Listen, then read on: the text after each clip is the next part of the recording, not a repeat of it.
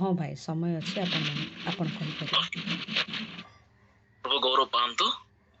ଆଉ ଏଇ ତୁମ ସୁଯୋଗ ନିମନ୍ତେ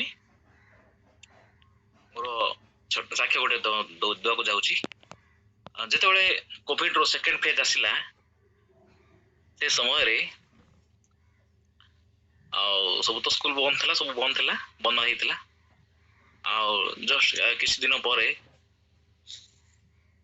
ଆମର ଧୀରେ ଧୀରେ ଲକଡାଉନ ଧୀରେ ଧୀରେ ଖୋଲିବା ଗଲା ସମୟରେ ଧୀରେ ଧୀରେ ତାପରେ କଣ ହେଇଛି, ଆମର ଖୁଡି ଜଣେ ହେବେ ଚାଚୀ, ତାଙ୍କର ମାନେ ଏକଦମ ସେ ସିରିୟସ କଣ୍ଡିସନ ତାଙ୍କର ଆସିଲା, ସିରିୟସ ହେଇଗଲେ, ସେ ପୁରା କୋମା ଷ୍ଟେଜ କୁ ପଳେଇଲେ।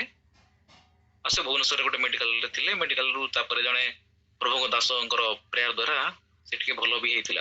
ମାନେ କହନ୍ତି କି କଣ, ସେ ପୁରା ଅଲମୋଷ୍ଟ ସେ ପୁରା ଡେଥ୍ ହବା ଅବସ୍ଥାରେ ଥିଲେ, ପୁରା ଡେଥ୍ ହେଇଯାଇଥିଲେ ବୋଲି କହନ୍ତି। କିନ୍ତୁ ତାଙ୍କ ଦ୍ଵାରା ସେ ପୁରା ତାଙ୍କ ଜଣେ ଅଭିଷେକ ଦାସଙ୍କ ଦ୍ଵାରା ପ୍ରାର୍ଥନା ଦ୍ଵାରା ସେ ଭଲ ହେଇଥିଲେ, ସୁସ୍ଥ ଟିକେ ପାଇଥିଲେ। ତାପରେ କିଛି ଦିନ ପରେ ଆସିକି ଘରକୁ ଯେତେବେଳେ ଗାଁକୁ ଅଣାଗଲା, ଗାଁକୁ ଆସିଲା ପରେ ସମସ୍ତେ ଦେଖିଗଲେ, ସମସ୍ତେ ତାକୁ ଦେଖାଗଲା। ମୁଁ ବସେ ତାକୁ ମୁଁ ଦେଖିଯିବି ମୁଁ କେତେ ଦିନ ହେଲା ମୁଁ ଯାଇନଥିଲି, ଦେଖିବାର ସୁଯୋଗ ପାଇନଥିଲି। ମାନେ ସମସ୍ତେ ଯାଉଥିଲେ, ମୁଁ କେତେବେଳେ ଦେଖିଯିବି ତ ଅଛନ୍ତି ତ ବୋଲି ଦେଖିଯିବି ବୋଲି ଯାଇନଥିଲି। ହେଲେ ଗୋଟେ ଦିନ କଣ ହେଇଛି, ମୁଁ ବସିଛି ବାରିପଟେ ବସିକି ଏମିତି ଗୋଟେ କଣ ପ୍ରଭୁଙ୍କର ବାକ୍ୟ ଗୋଟେ କଣ ଶୁଣୁଛି, ଗୀତ ଶୁଣୁଛି, କଣ ଗୋଟେ ଶୁଣୁଛି, ମନେ ପଡୁନି, ବାକ୍ୟ ଶୁଣୁଛି, ଗୀତ ଶୁଣୁଛି, ଯାହା ବି ହଉ।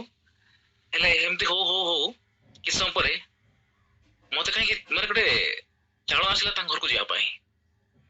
କହିଲେ ଯିବି ନା ନାଇଁ, କଣ ଯିବି ନା ଆଉ ପରେ ମନେ ଯିବି ଏମିତି ଭାବୁଛି। ଆଉଥରେ ଚାଳନା ଆସିଲା ବାରମ୍ବାର ଛାଡି ଯିବା ପାଇଁ।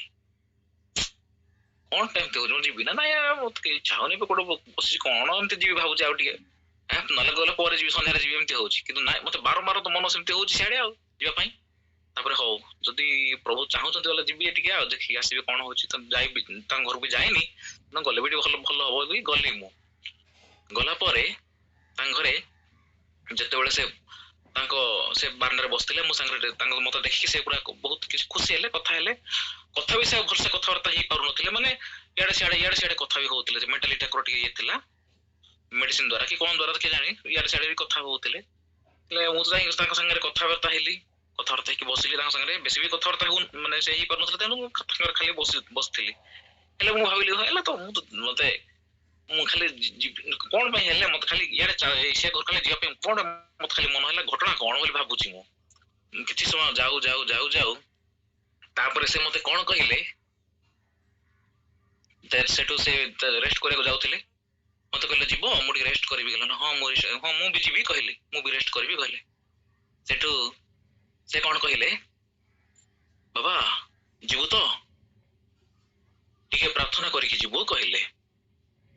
ମତେ ଏତେ ଖୁସି ଲାଗିଲା, ଓ ସେଇଥିପାଇଁ ମତେ ପ୍ରଭୁ ପଠେଇଛନ୍ତି କହିଲି। ମୁଁ ସେଇଥିପାଇଁ ହିଁ ମତେ ପ୍ରଭୁ ପଠେଇଛନ୍ତି, ଖାଲିରେ ନାହିଁ।